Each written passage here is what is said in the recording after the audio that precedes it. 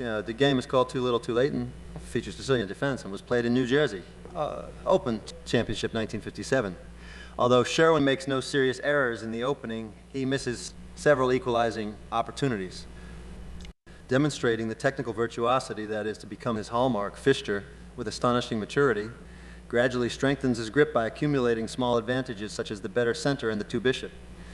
Sherwin, dashing back, refuses to fall. However, his defense finally disintegrates under a series of cute blows to his wobbly king.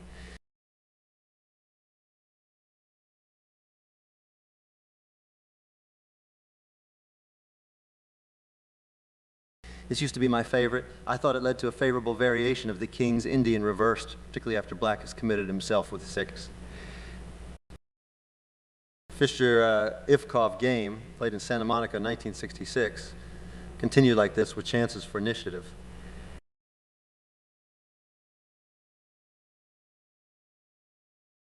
More usual is that Bach has purposely delayed placing his center pawns. Is a new idea in mind.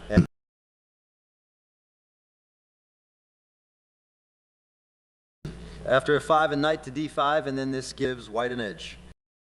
Sherwin slid the rook here with his pinky as if to emphasize the cunning of this mysterious move. Now, this is how Fischer majoren, Suslintizono, continued in 1967. Leads a double-edged play where black's chances on the Q side countervail white's K side attack, but white usually comes first.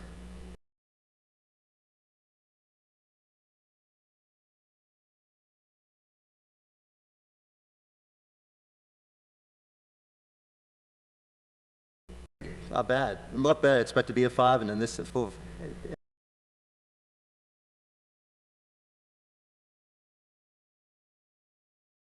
This is equal. And this holds the advantage. And this wins a piece.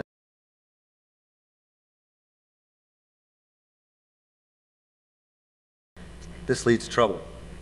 Black should strive for counterplay by opening the C file like this.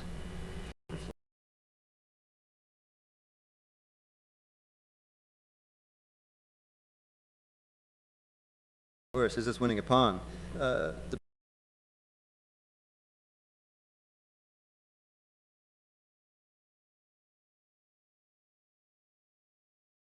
best try is this with a bind, but the black's game may be tenable.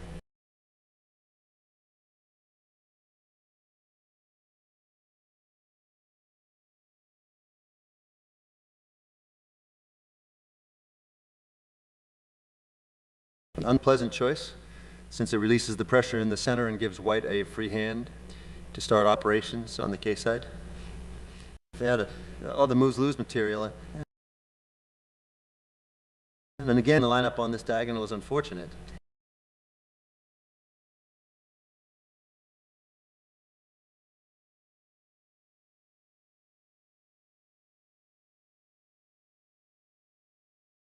Bad mistake. Black's game is still 10-able after 6. And 16th move just picks off a pawn. Had Sherwin seen what was coming, however, he might have chosen G6, though. Queen at D2 prepares to exploit his weakened dark squares. Apparently everything's defended now. Unappetizing is this with a bind.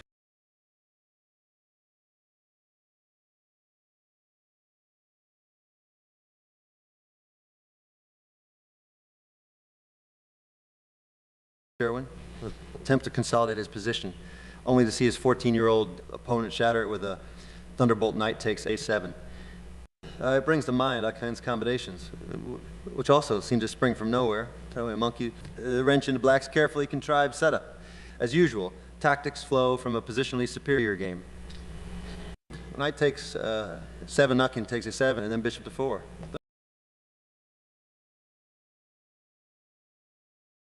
That's fighting chance. Not as a gnat wins a clear exchange.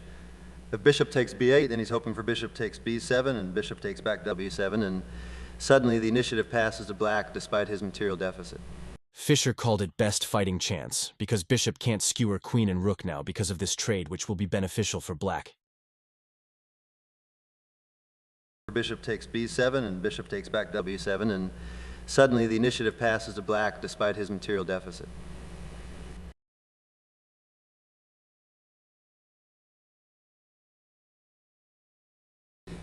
Once again, time pressured. Should have been burying his thumbs in his ears. Instead of trying to mix it up, Black should keep his king sheltered as long as possible with G6.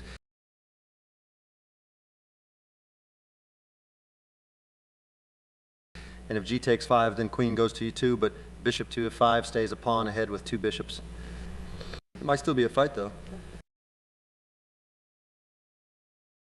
Suicidal. The last hope would have been rook to D8. Bishop to 5 check. Now the rook joins the king hunt, and it's murder. White could take off a couple of exchanges with bishop to 6 check like this, but by now I felt there was more in the offing.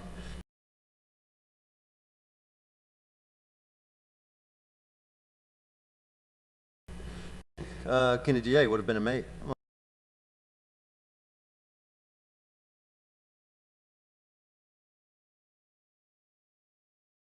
32nd move, if rook takes F6, then rook takes B7, that's a whole rook.